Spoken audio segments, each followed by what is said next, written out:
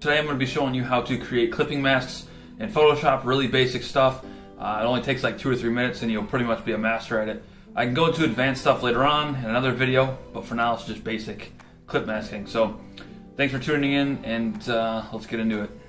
Okay, I'm going to open a new document up here from File. Go to New, 1920 1080 300. If you've seen any of my other videos, that's pretty much the size I use for everything. Alright, so I'm going to go ahead and throw a black rectangle down just for a backdrop. I'm going to go down here. I'm going to grab a picture. Let's see. Got a cool controller right here. Let it render out. Okay, I'm going to hit enter. Let's say I want this controller to be black and white, and I want to highlight a specific area of the controller in color. In a rectangle or circular fashion. You can do it with a paintbrush, but we're doing clipping masking here. So what you're going to do is you are going to go up to over here to the bottom right, hit black and white, and I'm going to duplicate this layer right here.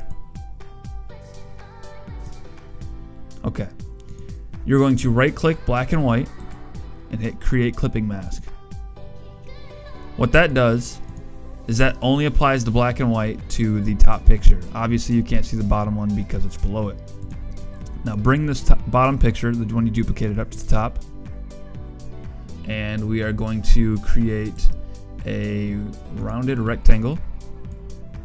Now you can make it any size you want, but if you hit shift on the keyboard while you're doing this, while you're holding the left mouse button down, it keeps the aspect ratio the same and makes it a perfect square.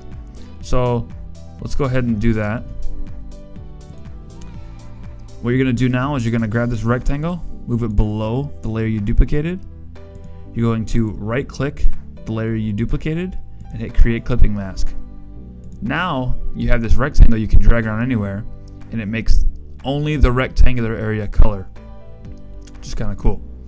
Now you can go over here, double click it again, add a stroke to it, add a drop shadow, and now you got something that kind of looks cool. So you can highlight certain features of a product or of anything you really want to do.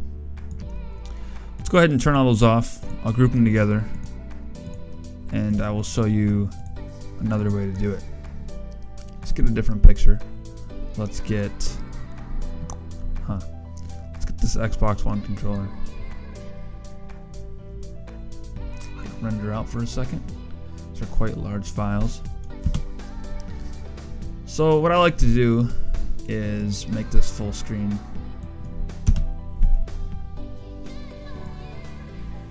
So you can see it better for a second. And I'm gonna go ahead and create another one of those rounded rectangles. Well, yeah, I'll go ahead and keep that up.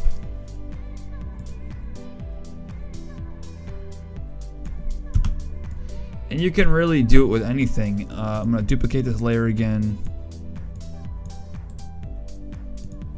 Clipping mask right here, but I'm going to hit filter, field blur on the non-duplicated, the original picture like we learned before. Notice how this rectangle isn't blurred, so let's go ahead and pump this up to 18. That's because the two images map the exact position, same position on the canvas. So go ahead and grab this rectangle, and wherever you drag this, you can reshape it. It is no longer blurred and it's clear because you've masked this image is now limited to the distance in the rectangle. Go ahead and add a drop shadow on that again. Put a stroke on there. But it's kind of cool. So it almost adds like a magnifying glass effect, and you can even do a couple different things. It'll distort it a little bit, but let's go ahead and say we want to do a quote-unquote zoom in on this thumbstick.